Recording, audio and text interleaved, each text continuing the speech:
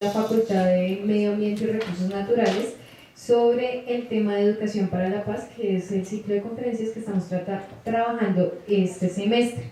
Primero, yo sé que la vez pasada les hicieron la presentación del IPASUD, pero pues no sobra hacerla otra vez. Entonces nosotros somos una unidad académica que hace investigación, extensión y la parte académica.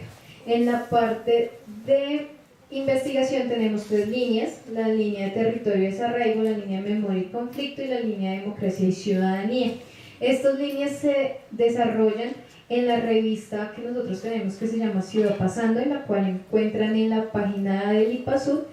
Ustedes pueden publicar como estudiantes en la revista con proyectos de investigación o alguna reflexión sobre algún artículo. También tenemos la parte académica. En la parte académica tenemos selectivas, tenemos una virtual y presenciales, tenemos la cátedra de democracia y ciudadanía, que es transversal para todos los estudiantes, y tenemos las memorias de la cátedra. Las memorias de la cátedra salen de las conferencias que realizamos semestralmente,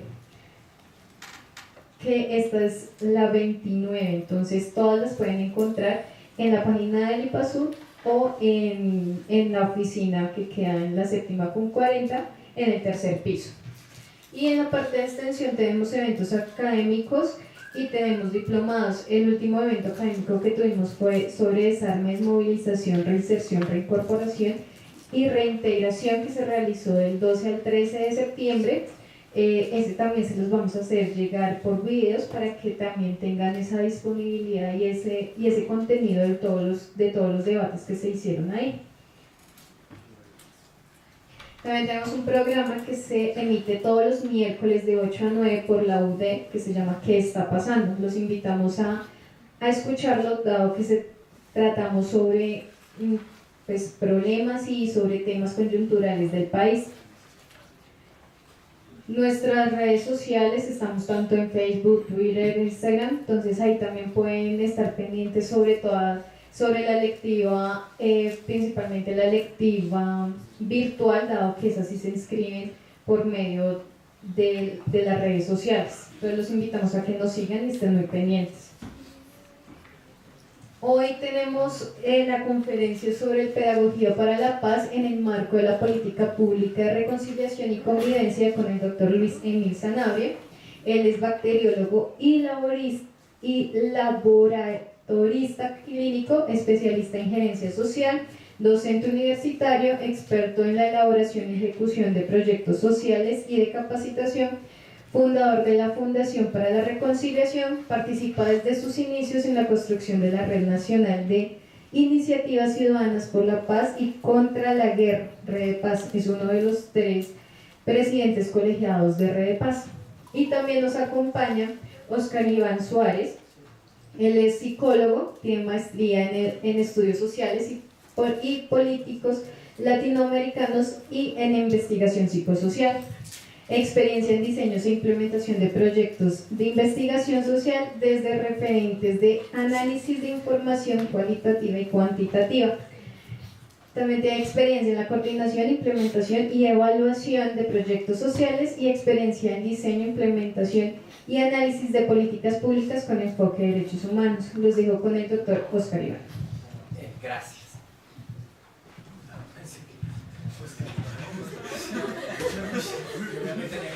Pero no se lo hagas.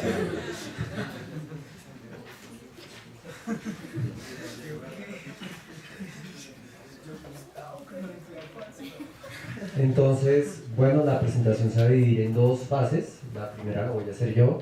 Lo que vamos a presentar es los resultados de un trabajo que realizó una subcomisión técnica que creó el Comité Nacional del Consejo Nacional de Paz. Porque es al Consejo Nacional de Paz, como les mostraremos más adelante en la presentación, a quien le dieron la responsabilidad de producir unas recomendaciones y lineamientos para la construcción de una política pública de paz. Ya les vamos a contar por qué. ¿Ahí me escuchan bien? Ok. Entonces esta presentación la organizamos, esta primera parte, en estos apartados que ven ustedes acá. es que debe atender una política pública, ¿no? ¿Cuáles son los antecedentes de la construcción de los lineamientos y las recomendaciones? ¿Cuál es el marco normativo de referencia? ¿Cuál es el marco conceptual? O sea, inicialmente se tenía que partir de un lugar. En este momento, digamos, en el estado en el que está el documento hay otras evoluciones. La ruta de la política, ¿sí? Contarles un poco el proceso metodológico que desarrollamos, los resultados generales y las agendas territoriales, ¿sí? Porque básicamente en la metodología establecida se perseguían dos objetivos puntuales. Además de construir los lineamientos y las recomendaciones, que era el primero, era también favorecer que los consejos municipales o territoriales, hay departamentales y municipales en el país, también empezaran, digamos, a moverse y a desarrollar acciones en torno a los propósitos que tienen en cada uno de los municipios. Entonces, ¿qué debe atender una política pública? En el trabajo que nosotros realizamos logramos identificar 5 condicionantes puntuales, ¿no? En términos, porque es una política pública de reconciliación, convivencia y no estigmatización. Entonces, los 5 componentes puntuales que se pudieron establecer como un antecedente para poder transformarlos fueron inicialmente la construcción en el país, que tiene un conflicto de larga duración y que es un conflicto que se ha degradado dependiendo de distintos factores, como el narcotráfico, como la restricción democrática, ha generado, digamos, o ha favorecido que se haga una construcción social y política del enemigo, ¿cierto? Es decir, que nuestros procesos sociales y políticos especialmente entendamos no al otro que piense distinto como un adversario, sino como un enemigo. Es decir, ¿qué ocurre con los enemigos? Son sujetos de aniquilación. Entonces los condicionantes, el tercero que encontramos, el primero es que es un conflicto de larga duración, la construcción social del enemigo, es que hay una gran afectación, digamos, podemos hablar en este momento que desde 1985, que fue la fecha que se estableció el 1 de enero de 1985 hasta acá, se han presentado más de 8.700.000 víctimas, que es el registro que está en el registro único de víctimas que tiene la UARIP, la Unidad de Atención y Reparación Integral. Eso es mucha gente, ¿no? Para un país de 50 millones de habitantes es bastantes personas, y básicamente esta población distribuida en más o menos 12 hechos victimizantes. Entonces es preocupante. Si esto también contemplamos que hay más de 6 millones de desplazados en un país como Colombia. Complicado. Otro es que hay relaciones de poder inequitativas. Colombia es un país bastante desigual e inequitativo. O sea, si uno mira, las personas que están en el quintil superior, pues se llevan casi, o concentran casi el 80% de los recursos que se generan en Colombia. Eso hace referencia a que es demasiado desigual. Y el último, pues que hay unas exclusiones históricas que tienen que ver o están relacionadas con criterios como la clase, ¿cierto? Como la raza, como la procedencia. Entonces, teniendo en cuenta este panorama, entonces, ¿qué se busca hacer con una política pública? Inicialmente se construyó un documento que se llamó el documento base, un documento mártir, ¿sí? En donde, digamos, los integrantes del Consejo Nacional de Paz, del Comité Nacional y en especial de esta subcomisión técnica hicieron acuerdos puntuales conceptuales para poder desarrollar, digamos, el trabajo en región, porque se buscaba que la política pública fuera o se produjera de forma participativa, no solamente en la representación de los consejeros que hacen parte del Consejo Nacional, sino también de las personas que están en territorio y que en realidad son las personas que tienen un trabajo directo con las poblaciones. Eso no quiere decir que no lo hagan los integrantes del Consejo Nacional de Paz, pero hay organizaciones mucho más pequeñas, personas, ciudadanos, que están interesados en, digamos, apostarle a la democracia como una forma de salir del conflicto armado en nuestro país. Entonces, se busca también que frente a una construcción social del enemigo se reconozca la alteridad, o sea, la otredad, ¿sí? Como una condición importante para la generación de espacios de convivencia y de relaciones de convivencia, ¿cierto? Y esta política pública también busca proponer acciones y estrategias que generen transformaciones sociales y culturales, ¿sí? ¿A mano de quién? Pues de las personas asociadas al Estado, pero específicamente con responsabilidades y definiciones puntuales para las instituciones que hacen parte del Estado. ¿Listo? Entonces hay antecedentes también de ejecución y normativos. Entonces, desde el gobierno de Belisario Betancur, desde 1982 hasta 1994, el gobierno de César Gaviria Trujillo, funcionó en Colombia el Programa Nacional de Rehabilitación, ¿sí? Que fue una apuesta por generar, digamos, condiciones de paz en algunos territorios nacionales. También tenemos como antecedente la Constitución Política de 1991. Sabremos nosotros que dentro de su articulado hay un artículo que es el artículo 23, en donde se consagra la paz como un derecho fundamental. No sé si ustedes lo conozcan, pero Colombia es de las únicas naciones que tienen su constitución a la paz como un derecho. Y eso tiene sentido, digamos, a razón de nuestro proceso democrático o de nuestro proceso violento, ¿no? De hecho, se considera a la Constitución de 1991 el resultado de un acuerdo de paz. Ustedes saben que en esa época se desmovilizaron más de 9 grupos guerrilleros, empezando desde el 89 por el M-19. ¿Sí? Entonces, el resultado, digamos, de esas negociaciones de paz radicaron en que ahora que los vemos a ustedes acá, que los estudiantes y los jóvenes se aglutinaran, se agruparan para favorecer, digamos, una transformación política. Eso fue la Constitución de 1991. Y aquí colocamos otras dos referencias, pero uno puede decir que desde el 2000 hasta acá han habido muchas leyes que se han decretado, hay actos legislativos por parte del Congreso, hay sentencias de la Corte Constitucional, ¿sí? O sea, se ha generado una movilización bien interesante en términos de lo que se llama generar unas políticas de transición, ¿sí? Que es básicamente lo que hacen los estados o los gobiernos para, en el caso nuestro, en el sur del continente se vio hacer una transición, en nuestro caso de la guerra a la paz, en el caso de las dictaduras en el cono sur de la autocracia a la democracia. Entonces, eso implica que los estados tengan que asumir unas políticas que llaman de transición, que la que ubicamos es la 975, Ley de Justicia y Paz, que se emite en el 2005, y la 1448, que es la Ley de Víctimas y Restitución de Tierras, que se emite en el 2011. Son hitos fundamentales, digamos, en lo que se ha venido desarrollando desde la desmovilización de los paramilitares para acá. Hay otros tipos de antecedentes, hay trabajo de organizaciones, ¿no? Hay trabajo de entidades públicas, hay trabajos de sectores puntuales que han desarrollado, digamos, acciones para generar escenarios de reconciliación y trabajo por la paz. Entonces, nosotros ubicamos aquí en 4 vectores, 4, digámoslo así, sectores, ¿no? Inicialmente podemos hablar del trabajo que han hecho las organizaciones basadas en la fe o entidades religiosas, lo que uno comúnmente conoce como iglesias, pero además de iglesias hay organizaciones sociales que trabajan desde una perspectiva teológica definida, pero hacen trabajo comunitario, hacen trabajo por la paz. Ahí se reconocen varias, pues inicialmente en un país que es tan católico como Colombia, uno puede pensar que la Iglesia Católica, y es cierto, ha hecho un aporte, digamos, importante por mejorar o favorecer que los colombianos nos encontremos y nos dejemos de matar.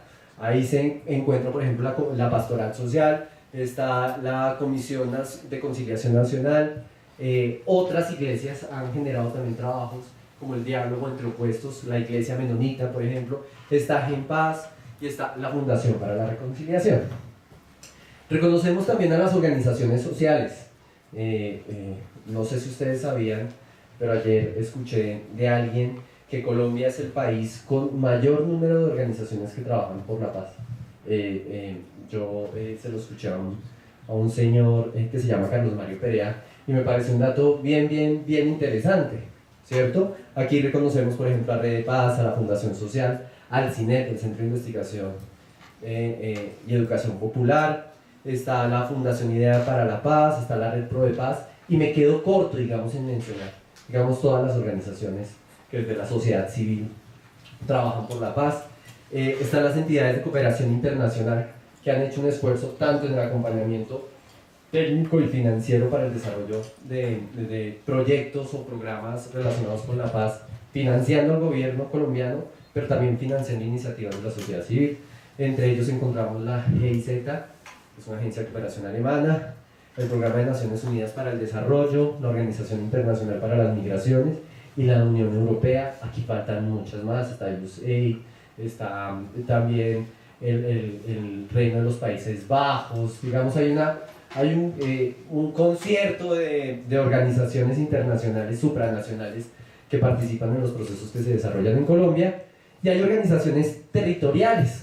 Entonces les decía, son organizaciones más pequeñas pero con un trabajo bastante fuerte e impactante. Entre esos reconocemos, solamente para mostrarles, porque nuevamente, como les decía hace un momento, son varias. Está el Colectivo de Comunicaciones de Montes de María, están las Comisiones Ciudadanas de Reconciliación, Con Ciudadanía y los Programas de Desarrollo y Paz, PDP. ¿Sí? Si tienen preguntas, y voy muy rápido, me dicen, hey Oscar, bájale, ¿listo? Ok, entonces hay un marco normativo. Les decía a ustedes hace un rato, pues que desde el 2005, uno puede decir desde 1997, si es más juicioso con las fechas, y tal vez pueda encontrar antecedentes normativos antes para la producción de políticas de reconciliación y paz en Colombia. Hay varios, pero nosotros, digamos que actualmente nos basamos básicamente en tres. Entonces, el primero es el Acuerdo de Paz, en el punto 2 específicamente, que hace referencia a participación política, específicamente en el punto 2.2.4. A su vez también está el decreto 885 del 2017, en donde se le da al Consejo, o sea, el Consejo Nacional de Paz cambia de nombre, se llama Consejo ahora de Paz, Reconciliación y Convivencia, ¿cierto? Y se le da la responsabilidad de producir una política pública, en donde, según el tercer referente, que es el Plan Marco de Implementación del Acuerdo de Paz, se le da una responsabilidad a varias entidades del Estado para que acompañen en este proceso. Al Ministerio del Interior se le da la responsabilidad de diseñar e implementar la política con la asesoría del Consejo Nacional de Paz. Al Ministerio de Telecomunicaciones, acompañar la difusión de contenidos de reconciliación. A la OACP, que es la Oficina del Alto Comisionado para la Paz, ahora cambia su nombre, se le da la responsabilidad de garantizar y acompañar el funcionamiento del Consejo Nacional de Paz. Y al Ministerio de Educación Nacional, la formación en ciudadanía en establecimientos educativos. Yo no les dije esto hace un momento, pero yo presento este trabajo también acá porque, trabajando para la Oficina del Alto Comisionado para la Paz, hice parte de una secretaría técnica que, junto con la sociedad civil, en este caso Red Paz, en representación del Vicemil, acompañamos el proceso que la subcomisión técnica desarrolló. Les voy a hacer, va a ser un panel muy rápido de cuáles son los referentes conceptuales. Entonces, esta política se produce bajo tres criterios conceptuales, tres categorías conceptuales, que son la reconciliación, la convivencia y la no estigmatización.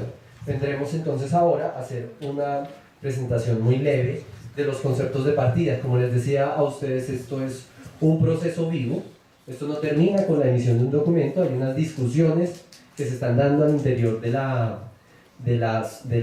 Comité Nacional y del Consejo Nacional de Paz con respecto al documento que salió de la política. Sabemos que en este momento estamos en una coyuntura, en una transición política, hay gobiernos distintos, hay altos comisionados distintos. Eso implica pues que el Consejo tenga que tener una relación, o reevaluar o restablecer la relación con el nuevo representante. Entonces, con respecto a reconciliación, de base se tomaron dos posturas que están relacionadas. Una que desarrolla Mario López, que es esta primera que vemos acá, y otra que desarrolla con enfoque de políticas públicas María Angélica Bueno, que es la que está en el círculo de allá. Mario López va a decir básicamente que la reconciliación, esto es debatible, discutible, si quieren lo podemos conversar entre ustedes, con ustedes. Él va a decir que son tres fases, y habla de un concepto que es reconciliación progresiva. Uno puede decir fases o módulos, porque no necesariamente una cosa se da después de que se agota otra. A veces, y en las características que tiene el conflicto armado que nosotros hemos vivido desde que nacimos, hay muchas cosas que van paralelas. Él va a decir que hay un primer nivel que es sanación de las heridas, ¿cierto? Va a decir que hay otro nivel que tiene que ver con la construcción y reconstrucción de relaciones. Y va a decir que hay otro nivel, un último nivel, que tiene que ver con la superación de las exclusiones históricas, ¿cierto? Entonces, María Angélica Bueno va a decir que esto se traduce en acciones de Estado, es decir, en políticas públicas. Entonces, para el primer nivel, que tiene que ver con sanación de las heridas, va a decir pues que se tiene que dar un escenario de justicia transicional. Esto significa que esto tiene un término y que se da bajo unas condiciones que no son iguales a las de la justicia ordinaria. Hemos visto en televisión nosotros últimamente digamos que el debate nacional se concentra en gran parte en la implementación de la justicia transicional. O sea, deben tener cárcel, deben aplicárseles interés de generar condiciones de paz. Se hace una negociación con el Estado para rebajarles, digamos, las penas que se les tienen que dar. Entonces, la sanación de las heridas tiene que ver con la justicia transicional, pero no solamente con la justicia transicional. Como les decía yo a ustedes hace un momento, hay políticas de transición ahí también que se están desarrollando. Hay políticas en Colombia de desarme, desmovilización y reintegración, DDR, que como escuché hace un momento ustedes ya han podido acercarse a ellas. Hay políticas de reparación integral a víctimas, a sujetos individuales y a sujetos colectivos también. Pueblos, barrios, ¿sí?, que sufrieron afectaciones colectivas. Hay comisiones de la verdad. Digamos que hay una batería de recursos que tiene el Estado, ¿sí?, en términos de acciones concretas que permiten que esas heridas que abrió la guerra se vayan cerrando. Pero además también hay las iniciativas que las comunidades que fueron afectadas, que las personas que fueron afectadas también vienen desarrollando para sanar esas heridas. Entonces, en un segundo nivel está la reconstrucción del tejido social, ¿cierto? Hay muchos programas de Estado, hay entidades responsabilizadas, digamos, de favorecer que los lugares, porque la guerra tiene muchos efectos, y dentro de los daños colectivos establecidos está el resquebrajamiento del tejido social. O sea, se acaba la confianza entre las personas, se acaba la confianza entre los ciudadanos y el Estado. Entonces, unas relaciones basadas en la desconfianza, pues muy berraco, ¿sí? Uno ya no habla con el vecino, uno vio, digamos, hemos podido ver en estos trabajos de acompañamiento a comunidades vulnerables que hay familias que no se volvieron a hablar entre ellos, también a razón muchas veces del desplazamiento forzado. Entonces hay que generar unas condiciones para que esos tejidos se construyan o se reconstruyan, ¿cierto? Muchas personas vuelven a sus lugares de origen o se instalan en otros lugares, pues tienen que favorecerse unas condiciones para que ellos se puedan integrar, digamos, a estos procesos sociales. Y en el último punto, que hacía referencia a la superación de las exclusiones históricas, hay una referencia en políticas públicas a favorecer la participación ciudadana, para que en ese ejercicio político individual o colectivo se haga incidencia en políticas públicas. Uno de los problemas que tiene, digamos, la paz o la generación de escenarios de reconciliación en Colombia tiene que ver con que no se llega a este nivel, con que los ciudadanos no tenemos, digamos, las condiciones, no se han favorecido las condiciones para que podamos hacer incidencia en los planes de gobierno, porque hacer esto cuesta mucha plata, ¿sí? Garantizar derechos cuesta dinero, y es necesario, digamos, favorecer que esas pretensiones o necesidades que son colectivas, que es una demanda local, regional, nacional, queden instaladas en unas agendas que son unas agendas territoriales. ¿Listo? Con respecto a convivencia, vamos a ver que hay varias referencias, desde teóricas hasta institucionales, con respecto a lo que se entiende o no se entiende con respecto a lo que es convivencia. Voy a leer, si ustedes me permiten, dos de ellas. Voy a leer la de la Unidad de las Víctimas, que es del 2014, y el Acuerdo de Paz, o la de Babi. Mejor, una teórica y una institucional. Entonces, el reconocimiento recíproco de la condición de los derechos del otro como ser humano, el desarrollo de una perspectiva justa e inclusiva para el futuro de cada comunidad y la implementación del desarrollo económico, social, político y cultural entre comunidades. Y la que establece el acuerdo dice: la convivencia no consiste en el simple compartir de un mismo espacio social y político, sino en la creación de un ambiente transformador que permita la resolución pacífica de los conflictos, la construcción de la más amplia cultura de respeto y tolerancia en democracia. O sea, ubicamos estas definiciones porque les queremos decir que esto es un debate. O sea, hay universidades, hay académicos, hay organizaciones sociales que hacen avances o desarrollos conceptuales en este caso, y todos tienen perspectivas distintas, pero era necesario colocar en la elaboración de este documento unos parámetros que permitieran la discusión de todos los involucrados. Y con respecto al tercer eje, que era no estigmatización, no discriminación, hay varias definiciones. O sea, hay distintas definiciones, especialmente de Naciones Unidas.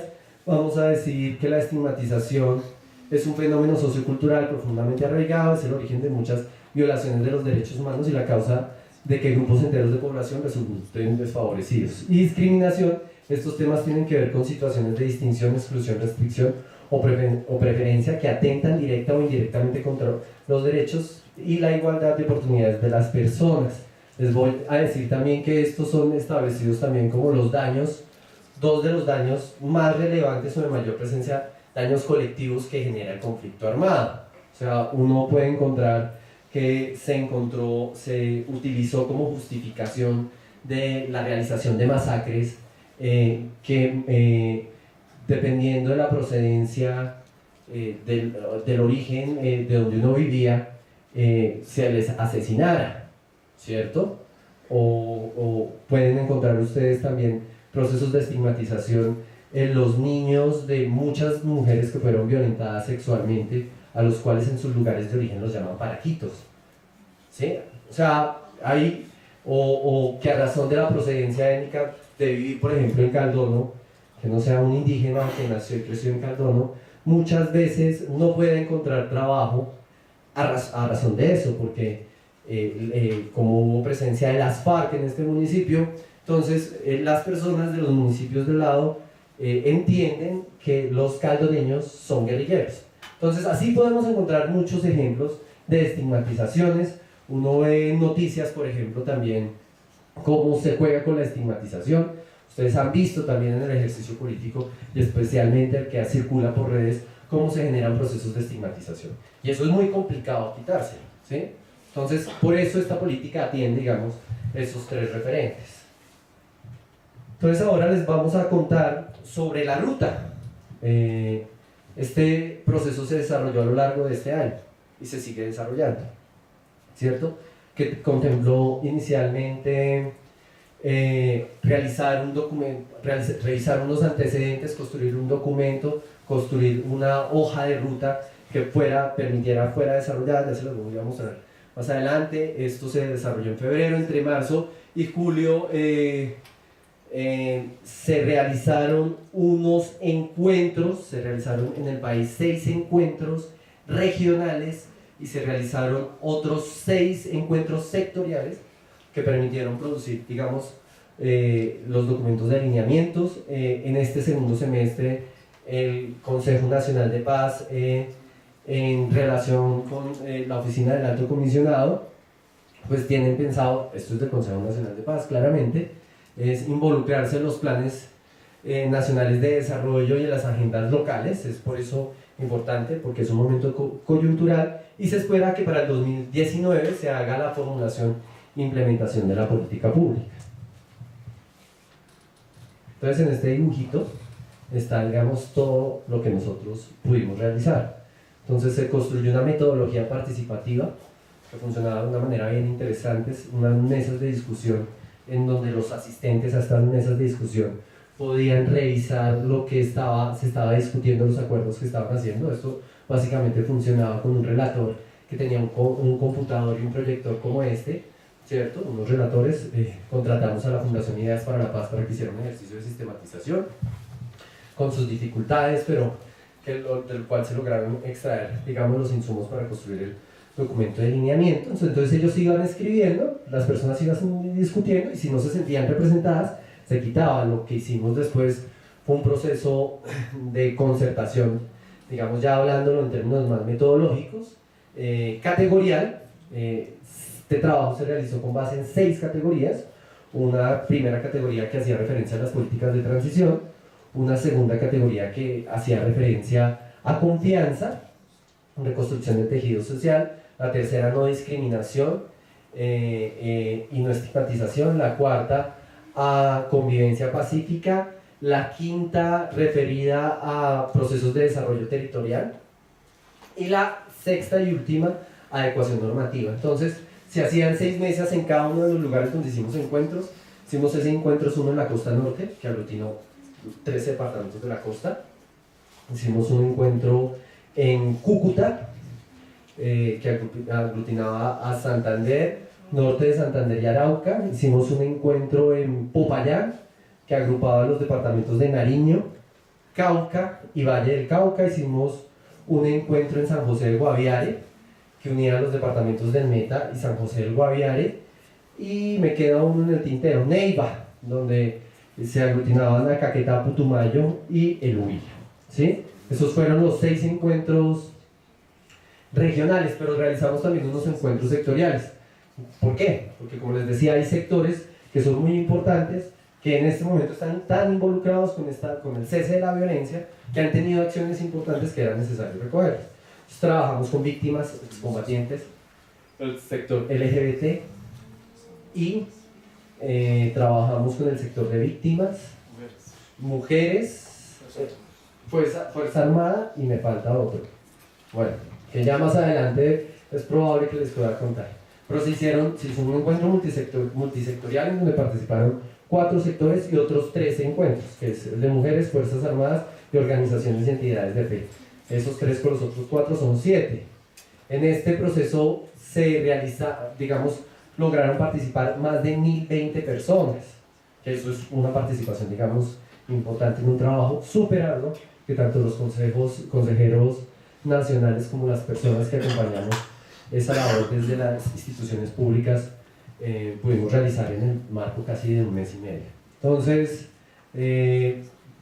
también esto implicó un relacionamiento distinto con otros actores de las regiones, como los encargados de gobierno, los secretarios de gobierno, los encargados de asuntos de paz. Casi todas las gobernaciones o alcaldías tienen un encargado en los municipios de eso. Hubo una interlocución con ellos, hubo una reunión preparatoria para fortalecer las capacidades de facilitación y registro de memorias de estas personas que trabajan con organizaciones sociales en varios lugares del país. Esto se hizo a principios de mayo, y de allí, ya con las capacidades, buscábamos que ellos acompañaran los encuentros regionales, cosa que se logró medianamente. En algún nivel nos tocó, digamos, a estos responsables técnicos asumir la facilitación y a veces la construcción de memorias, pero como les decía, también había unos recursos para contratar a alguien para hacerlo. ¿Listo? Entonces, queremos mostrarles los resultados generales de este proceso de política. Entonces, esto es en el marco de un encuentro nacional, estas fotos que están acá, un encuentro nacional de consejeros y consejeras de paz que se realizó en la ciudad de Bogotá a finales del mes de julio, donde hicimos la presentación de estos resultados. Entonces, cuando uno organiza información en investigación, la puede agrupar de distintas formas, ¿cierto? Puede ser por saturación categorial, esa es una forma. Uno puede ver también el nivel de frecuencia, que es lo que les vamos a mostrar acá. Porque aquí lo que nosotros intentábamos era ver obstáculos y oportunidades, ¿sí? Es decir, ver una lectura de contexto, pero a su vez también encontrar propuestas. Estos encuentros permitieron, después de revisar el trabajo que realizó la Fundación Ideas para la Paz, que se construyeran más de 1054 propuestas de política pública. Eso es muy interesante. Aunque este dato puede ser un poco engañoso, porque no son necesariamente 1054 propuestas, sino 1054 menciones de propuesta. Entonces uno puede encontrar que muchas veces se repitieron. Hay 600, casi 700 referidas a obstáculos, 271 oportunidades y 30 disensos. También nos interesaba encontrar cuáles eran las cosas en las cuales no se ponían de acuerdo los participantes en este proceso de construcción de política pública, y era importante por varias razones, porque esos disensos nos permitieron establecer que hay unas tensiones necesarias, que es necesario, digamos, que sean abordadas, y desde el cual se producen las propuestas como una forma de resolver esa tensión, ¿cierto? Entonces aquí hay un cuadro que muestra las frecuencias entre todos los encuentros. Miren, me faltó el encuentro de Chocó. Este fue el único encuentro que se realizó en un departamento, pues hay muchas razones, a razón de la particularidad étnica, de las condiciones de exclusión históricas a las que estaban asociados, ¿sí? Aquí están los encuentros.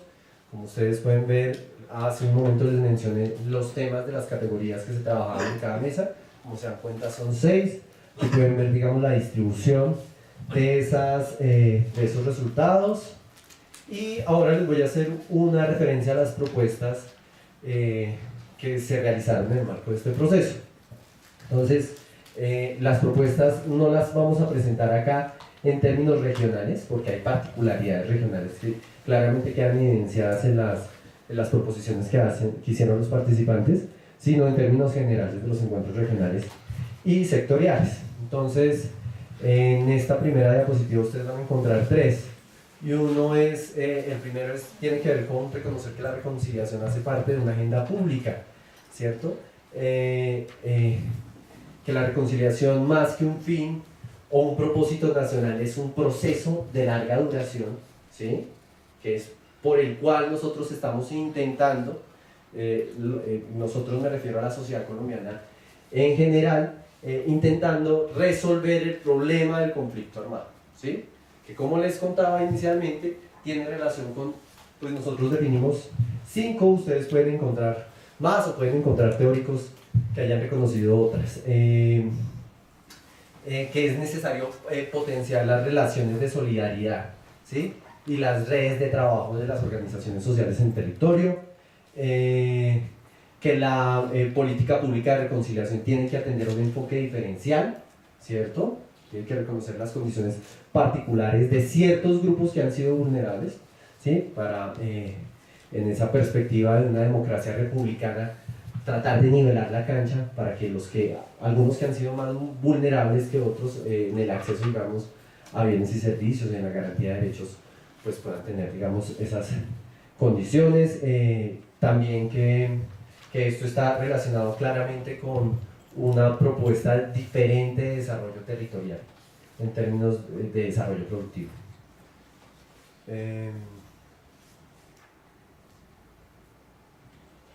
Ok.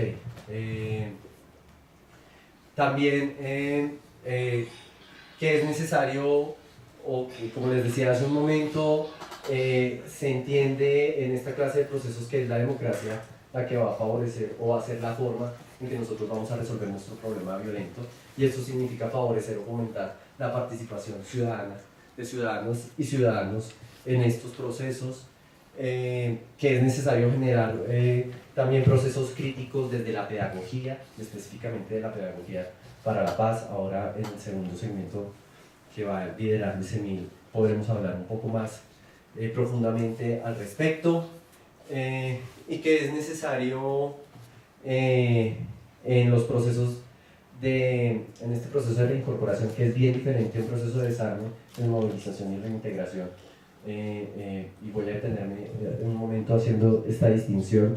El proceso con las FARC es un proceso bien distinto porque es una negociación política, o sea, se reconoce un estatus de beligerancia y dos actores se sentaron a hablar y establecieron unas cosas.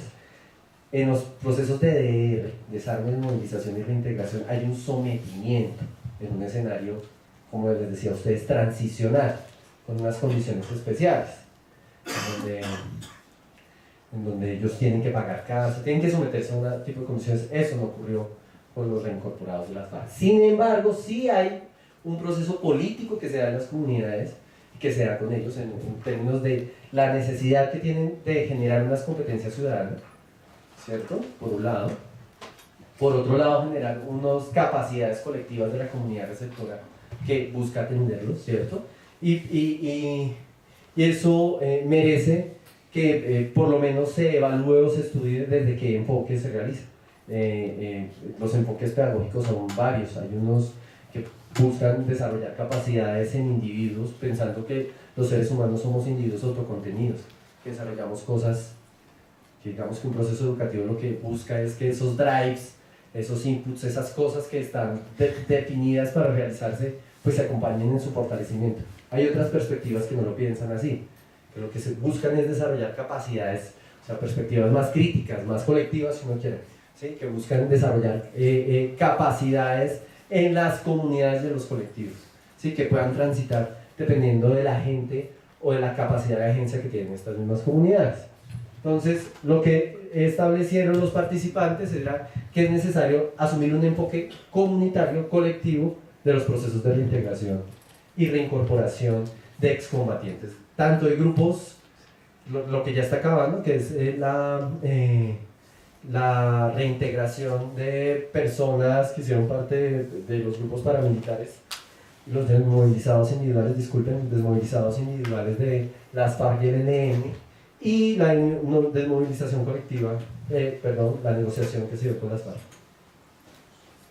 Hay varias oportunidades, entonces hay varias condiciones o varios capitales en los territorios que es necesario aprovechar para que esta política pública sea efectiva, es decir, que tenga un impacto real en las personas.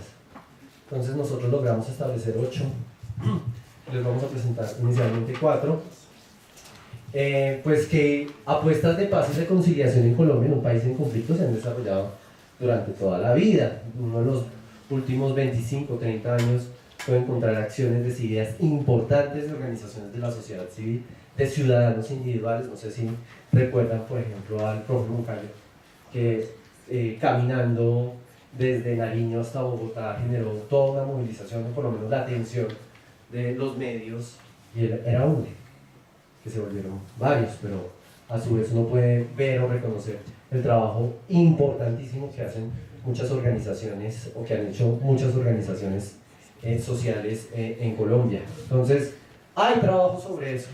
También hay, digamos que el desarrollo tecnológico ha permitido que se encuentren nuevas formas de comunicación, nuevos canales de información, y también el desarrollo de una plataforma de comunicación alternativa en el país. Entonces, ese es otro de los capitales que se reconocen como importantes, que los municipios tienen mecanismos de expresión y de participación que pueden ser utilizados, digamos, por todos los ciudadanos colombianos, y que hay desde 1991, o uno lo puede rastrear desde la década de los 70 con la conformación del CRIC. Ahí uno puede ver que en Colombia hay, digo la Constitución del 91 porque se reconoció la particularidad étnica, o sea, y se dieron la posibilidad que se dieran formas de organización local especial, como son los consejos comunitarios afros y los resguardos indígenas. Entonces, hay una organización, digamos, que es reconocida por el Estado con respecto a los sujetos étnicos.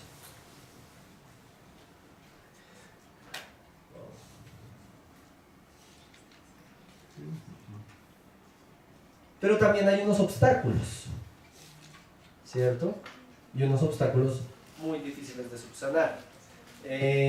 Digamos que uno que venimos atendiendo con especial enfoque desde el último año tiene que ver con el asesinato de líderes sociales, ¿sí? Que ya va por más de 300. Eso es complicadísimo y es terrible. O sea, en lapso de 5 años, en la década de los 90 mataron más de 5.000 militantes de la Unión Patriótica. Nosotros vamos en 300 en un año, y mal contados, porque ustedes sabrán, pues Indepaz hace estudios sobre eso. Hay varias organizaciones, digamos, interesadas en este asunto, y para algunos las cifras del gobierno siempre son más bajitas usualmente que las otras organizaciones. Entonces, yo tenía entendido 311 personas, pero he escuchado cifras de más de 400 personas en un año. Eso es como si mataran una persona al año. Eso es una cosa complicadísima que es necesario atender, porque es que un líder cuesta mucho, ¿sí? El Banco Interamericano de Desarrollo hizo un estudio hace yo creo que 2 o 3 meses, en donde miraban cuánto cuesta un líder, y en general un líder le cuesta a la comunidad un recurso que no es recuperable, que es el tiempo, ¿sí? Una cantidad de esfuerzo, y además porque tienen un lugar muy importante, que son aglutinadores también de las comunidades en donde se han tejido, donde se ha roto el tejido social a razón del conflicto. También se entiende que hay baja formación ciudadana, yo diría instrucción civilista, ¿sí? Porque uno sí puede encontrar que hay expresiones ciudadanas sin que eso necesariamente se relacione con unos perfiles ideales de cómo debe ser la participación de los ciudadanos y ciudadanas. Pero sí se encuentra también que hay una carencia en ese nivel de ilustración, que es necesario fortalecerlo, profundizarlo. Otro de los obstáculos que se encuentra es que las organizaciones y entidades locales tienen poca, especialmente las organizaciones sociales, tienen poca incidencia en la generación de políticas públicas locales. Entonces es necesario, digamos, también fortalecer, saltar ese obstáculo para que una política pública de paz y reconciliación tenga efecto. Y hay como les decía yo hace un momento, y especialmente sobre ciertas poblaciones como las mujeres, los niños, los ancianos, hay fuertes procesos de estigmatización y discriminación que es necesario, digamos, atender. ¿En qué se hizo énfasis? Entonces, nosotros reconocemos aquí seis líneas, digamos, y entonces vemos que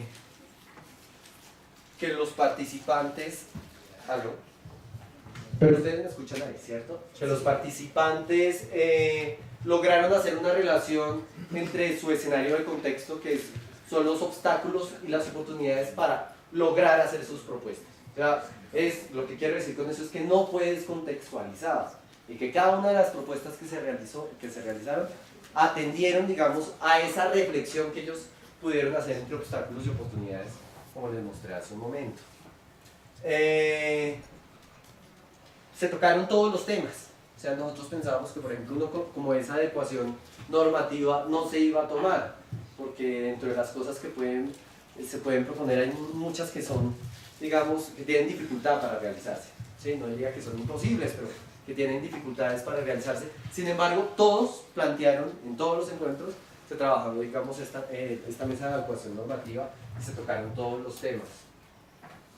Entonces les decía que es necesario que el enfoque diferencial se incruste o informe la producción de políticas públicas o de cualquier acción política, que es necesario aprovechar el capital social, el capital humano, ¿sí?, que hay en los territorios.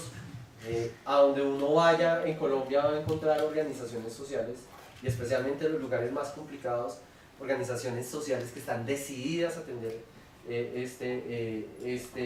estas necesidades que tienen relacionadas con el conflicto, porque pues uno encuentra que la presencia más efectiva o general de Estado que encuentran en lugares bastante olvidados es el ejército. Entonces, frente a esa necesidad, las organizaciones sociales han sabido, digamos, aprovechar ese espacio y generar, digamos, las condiciones pues, para que la gente viva mejor. Hay mucha relevancia en los procesos de formación y capacitación que se dan en las regiones.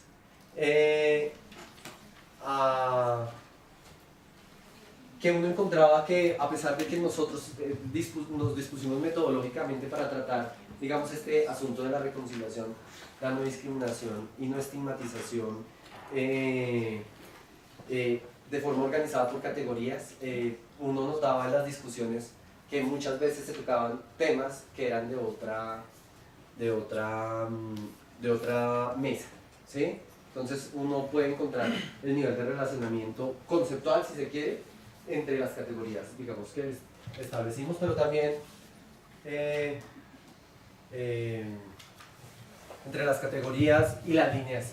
Yo no les expliqué y me excuso por no haberles presentado esa diapositiva, pero solamente hice mención a las categorías. Nosotros presentamos las categorías y a cada categoría le hicimos una definición de líneas de acción.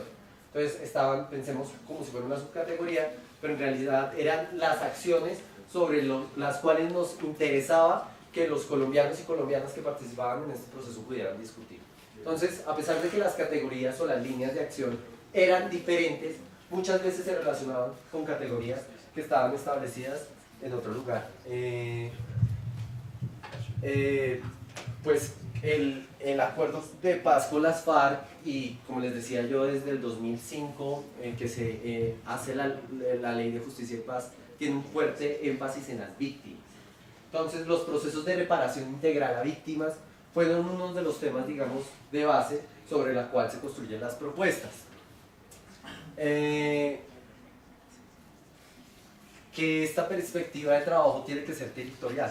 Entonces uno supone que las propuestas van dirigidas también, las propuestas sobre reconciliación y convivencia van dirigidas a generar mejores condiciones en los territorios. ¿Sí? Ese es un cambio de perspectiva, porque Colombia, a pesar de que desde 1991 dejó de ser un país centralista, es descentralizado. Muchas de las decisiones, digamos, que afectan la vida de todos los colombianos se siguen tomando desde acá. Digamos que no se ha podido, hay algunos críticos de los procesos de descentralización que van a decir que a pesar de que en Colombia se dio, que es referencia, digamos, en la región, no es completamente real, sigue siendo un país centralista. Entonces, el trabajo debe ser territorial para mejorar territorialmente las condiciones de vida de las personas. Y que las políticas públicas de reconciliación deben lograr amarrar, digamos, otro tipo de políticas que se están dando en los territorios, ¿sí? Que puede ser un buen eje de coordinación y articulación. Entonces, como les decía, además de estos lineamientos y estas propuestas de lineamientos que hemos esbozado, digamos, de manera general, en los encuentros regionales también se lograron esbozar algunas líneas de acción territoriales. Entonces, cada territorio, en una de las sesiones de estos encuentros, que eran de 2 días y medio, una de las sesiones era que cada uno de los departamentos se encontrara para que definieran una hoja de ruta de acciones a trabajar en lo que siguen de los años. Nuevamente se los voy a presentar de manera general, porque estos serían 19 departamentos. ¿Sí? Estas sí son 8. En este momento en el país, Colombia tiene más de 1100 municipios, ¿cierto? Supondría uno que bajo esta lógica, cada municipio debería tener un consejo municipal de paz y todos los departamentos